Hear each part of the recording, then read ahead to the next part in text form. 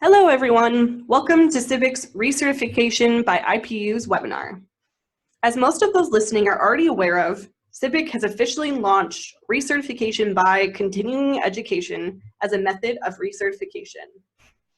Today, CBIC staff will be providing a more in-depth look at the IPUs process, provide a demo of the continuing education online submission process, and take a look at common portfolio submission errors.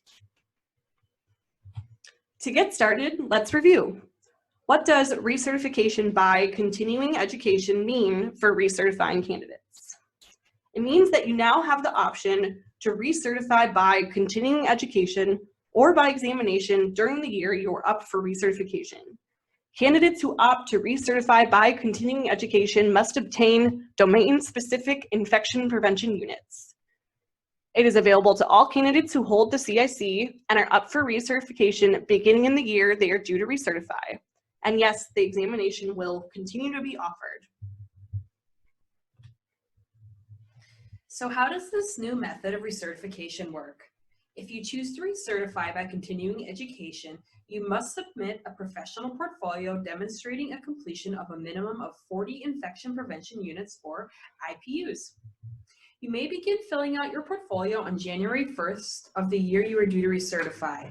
This means that if you are up for recertification in 2025, you will not be able to access your portfolio until January 1st, 2025, just as you wouldn't be able to purchase the recertification examination until January 1st. IPUs can be accumulated after your previous recertification submission date until the end of your 5-year recertification period. IPUs must be provided by or offered through an accredited organization. Examples of IPUs include online, paper, or live format education, attendance at national conferences, and research. Each candidate is responsible for determining what IPU category their activity fits into. The complete list of IPUs is listed here. Online, paper, or live format education. Examples include listening to webinars, completing an online module, attending a virtual learning seminar, or attending an in-person learning session or seminar, such as Grand Rounds. Organizational educational offerings. This can include single-day or multi-day educational activities offered through a local or national organization. Examples include an APIC chapter infection control conference and SHAE's outbreak response training program. National conferences, such as conferences whose programming and content is specific to infection prevention and control, like the APIC Annual, IPEC Canada Annual, or SHAE Conference. Conversely, an individual may obtain credit for attending infection prevention-related sessions at other conferences, though they may only obtain credit for IP-related sessions and not the conference as a whole. Academic education.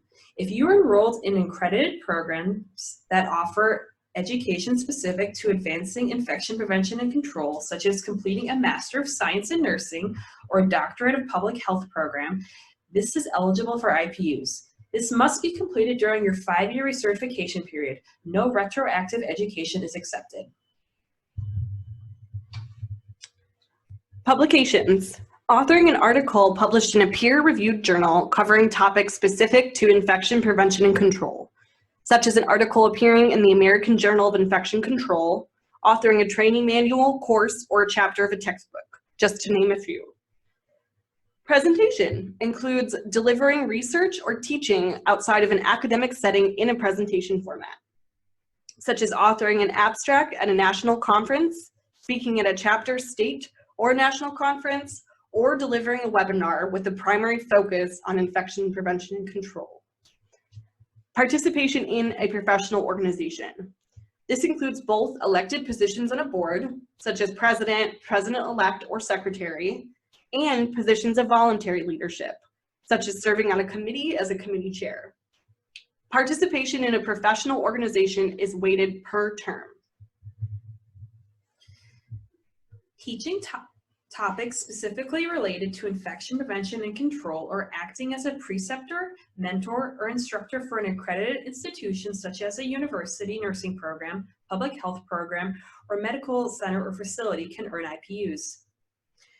Research.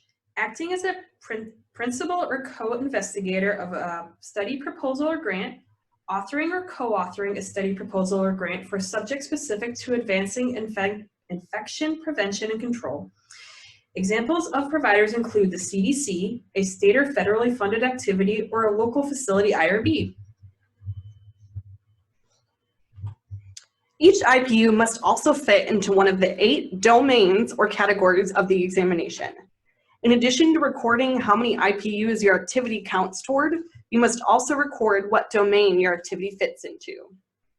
The domains include identification of infectious disease processes, surveillance and epidemiologic investigation, employee and occupational health, preventing and controlling the transmission of infectious agents, management and communication, education and research, environment of care, and cleaning, sterilization, disinfection, asepsis. So how do you know if your activity will earn you IPUs? This is not an exact formula, and all portfolio submissions will be evaluated on a case-by-case basis.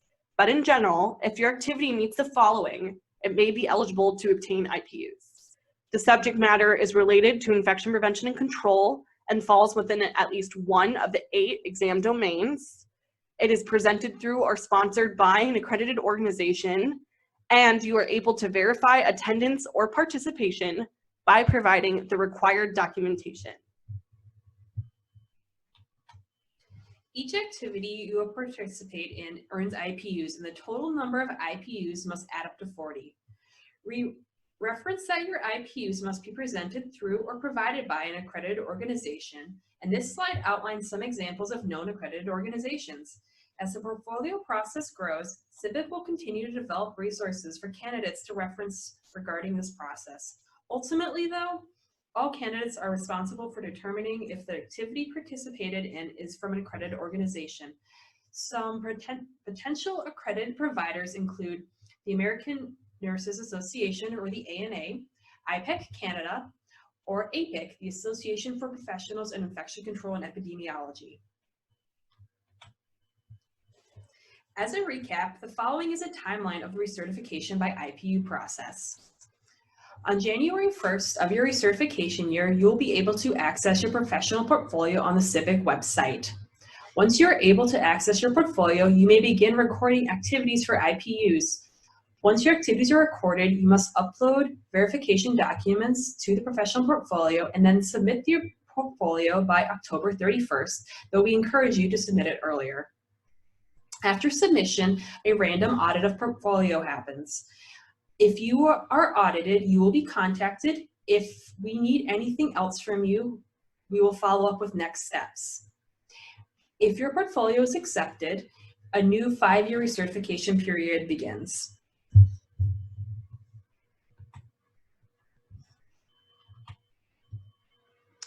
In addition to recording how many IPUs your activity counts towards, selecting a corresponding activity domain, and listing the accredited provider or organization, all activities must provide some form of verification documentation demonstrating participation or attendance.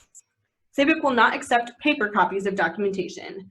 All documentation must be uploaded in electronic format to the portfolio submission site. CBIC recommends contacting the accredited provider if you are not given proper documentation or unclear as to what type of documentation you should have received. Some examples of verification documents include a certificate of attendance, verification letter, copy of diploma or transcripts, or appointment letter on official letterhead. However, a complete list of required verification documentation corresponding to each IPU activity can be found on the CBIC website on the IPU's criteria chart. This slide shows an example of an acceptable form of verification documentation from a mock candidate. As you can see, she has her name, completion date of the activity, organization name that provided it, activity category and topic, and the accreditation information. Depending on the activity, documentation must include a variation of all of those components. However, documentation will vary depending on the activity. Again, it is very important to review the criteria chart so that you understand what acceptable forms of documentation are allowed within each IPU category. On the other hand, here's an example of unacceptable verification documentation. While it does contain the candidate's name, the date of the presentation, and the APIC chapter president verification, it is missing some required information. Verification letters for presentations must include the name of the webinar or presentation, which is missing here, a synopsis or summary, and the date of the presentation. The letter must also be an official organization letterhead and be signed by the conference organizer. What happens after I submit my portfolio? Portfolio submission and payment will not be enabled unless you fill in the required 40 IPUs corresponding to 6 of the 8 domains. After submitting your portfolio and payment, your portfolio will undergo a brief review period. Most portfolios submitted will be accepted, but a handful of portfolios will be randomly selected for an audit. So why audit? CBIC is committed to continued excellence as the only accredited certification in infection prevention and control, and auditing is a necessary step to ensure the integrity and quality of the recertification process. In addition, the audit process helps ensure that the certification process continues to meet the standards set forth by the National Commission for Certifying Agencies, or the NCCA. The main thing is not to panic if you hear the word audit. If your portfolio is selected, you do not need to do anything until further notice. CBIC will contact you if next steps are needed. In the event that any errors are identified or further verification is needed, you will have an opportunity to correct these errors or provide more information or additional documentation and resubmit. If your portfolio is accepted after resubmission, you are therein certified for another 5 years. However, if your portfolio is not accepted after resubmission, you must pay for the proctored recertification exam, and successfully completing this is the only way to recertify. So this slide sort of outlines a bullet point of the audit process. So what are some common portfolio submission mistakes? As you begin to submit your portfolio, CBIC recommends having the criteria chart handy so you can reference the correct number of IPUs per each activity and what verification documentation is required for each. Common mistakes seen in portfolio submissions include applying CEUs instead of IPUs, listing the wrong accreditor, and uploading insufficient verification documentation. For verification documentation, please ensure that your name is present in all documentation, that if you are submitting any verification letters that they are signed. If you are submitting IPUs for teaching, you must include a syllabus or some sort of document that outlines the content that was taught. And if you're submitting IPUs for research, you must include a summary of your research. This is an example of a candidate's certificate of attendance for the 2019 APIC conference. It lists her attendance as attaining 15.33 CEUs or CNEs, when in actuality she would only receive 10 IPUs and would log that. Remember, CEUs are not equivalent to IPUs.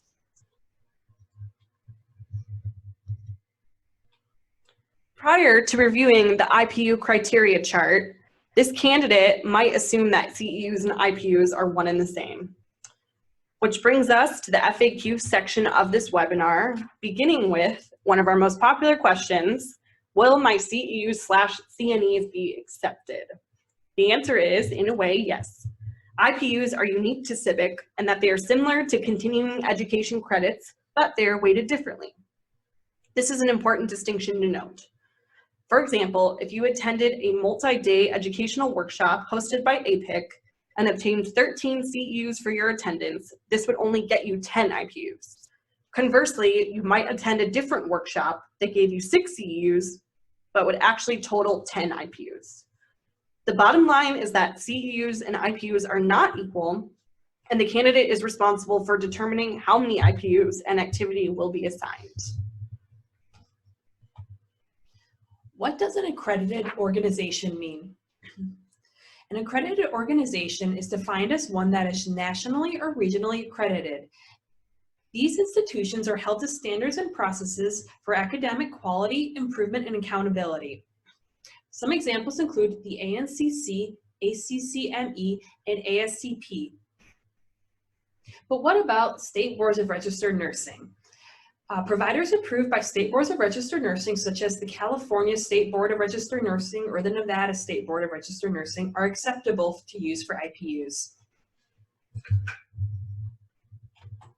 Another popular question, can you pre-screen my portfolio or activity before I submit it? CBIC will not be pre-screening portfolio documentation or specific activities. Similar to the initial examination process whereby CBIC does not pre-screen individual candidate eligibility, the volume of portfolio submissions that we receive would make it not feasible to pre-screen any activities or organizations. Obviously, we will attempt to answer any questions to the best of our ability, but we cannot pre-screen an entire portfolio or documentation. If my portfolio is not accepted, can I just take the online recertification exam, formerly SARE? If your portfolio is not accepted during the audit process, you would have to take the proctored in-person recertification examination, not the online recertification examination. This procedure is the same as if you purchased the online recertification examination and then you failed. Here are some important dates to keep in mind. As we mentioned earlier, the date for completing the portfolio is not the same date as completing the recertification examination. CBIC always recommends getting started early in the year you are due to recertify. If you choose to recertify using continuing education, your portfolio must be submitted by October 31st. If you choose to recertify using the online recertification exam, formerly the SARE, you must purchase the exam by November 30th and submit the exam by December 31st. If your portfolio has not been submitted and accepted, the proctored recertification exam must be purchased by December 18th and completed by December 31st. And at this point in the webinar, we will walk you through the portfolio submission system as a mock candidate. First thing that you would do is go to cibic.org, cbic.org in your URL. To get to your profile, you can access it from hovering over My Certification and selecting My Profile. Obviously, we are already logged in as our imaginary certificant. Once you are logged in, you will see your contact page. You can update your professional information, things like that. To get to the recertification portfolio, select recertification from the left side navigation. After clicking on that, you'll have to follow through a couple of different prompts. Yes, you are currently certified. And again, another contact screen. It's very important that you keep your contact information up to date, especially your email, as this is where communication and reminders will be sent to you following close to your recertification expiration date. So continue through.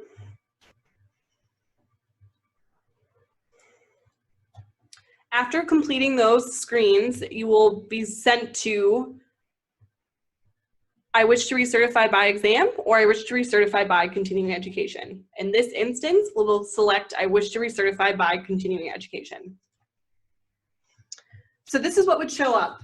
We have already started filling in February Smith's portfolio, but normally all this information wouldn't be there. It would be a blank chart, but these things will always be here. The criteria chart will obviously take you to the criteria chart for referencing. Manage your continuing education data will actually take you to where you can upload your information.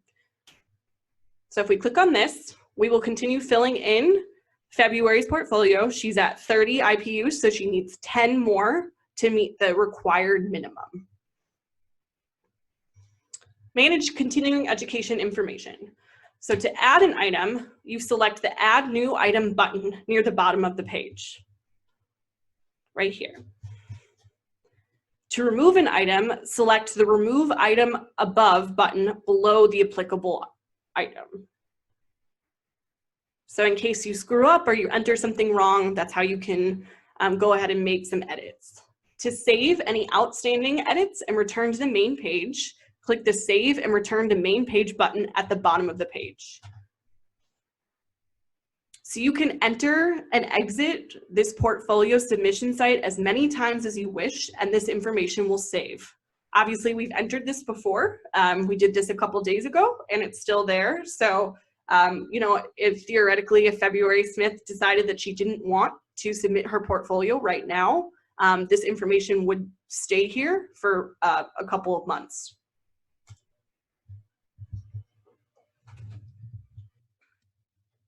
So now we're going to walk you through how to add a new item so you can complete your portfolio. If you scroll to the bottom and click the Add New Item button, a bunch of new fields will appear up here. Everything that needs to be completed is highlighted, so it doesn't let you complete your portfolio if you're missing something. So let's add a conference. So a national conference. February Smith attended the APIC conference last year.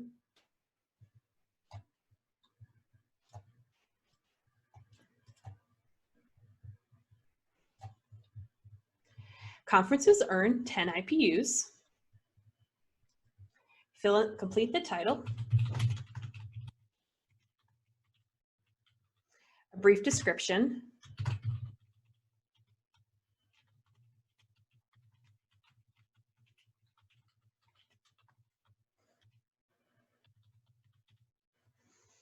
And then select what domains are applicable. Conferences may be applicable to all 8 domains due to the variety of activities that are offered.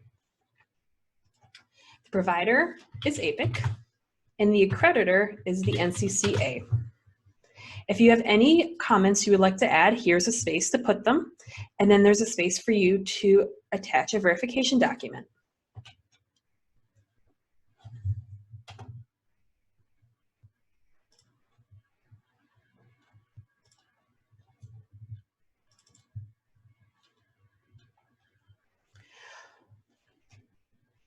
Once this is completed, you can save and return to the main page. Now there are 40 IPUs. A new button appears, Manage Recertification Fee Payment. Because you are meeting the minimum requirement of 40 IPUs and 8 domains, you're now able to submit your portfolio.